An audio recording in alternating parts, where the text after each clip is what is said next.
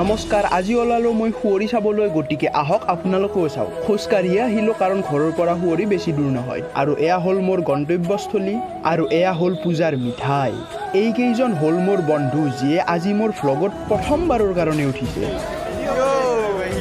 তাৰপিছত আমি কেইটাই মজাকৈ কিবা কিবি অলপ খালোঁ, আৰু তাৰপিছত গধূলি এই চাওক মানুহৰ ভিৰ। এয়া হ'ল পেচোৱা মানুহৰ ভিৰ।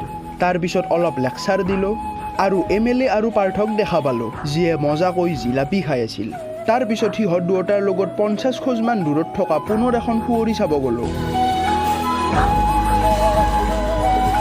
আৰু দুয়োটাৰ ভাগৰ ধৰিলেই, তাৰ কাৰণে বেছি পলম নকৰি তাৰ পৰা উভতি আহিলোঁ আৰু ইহঁত ঘৰত গ'ল, আৰু মই পুনৰ শুৱৰীলৈ আহিলোঁ। তাৰপিছত এয়া দৰ্শকৰ মন্তব্য। কেনে লাগছে পিছে ৰাভা? একদম ভাল লাগিছে ভাইটি। আৰু শেষত কিবা কিবি খাই বেক টু হোম।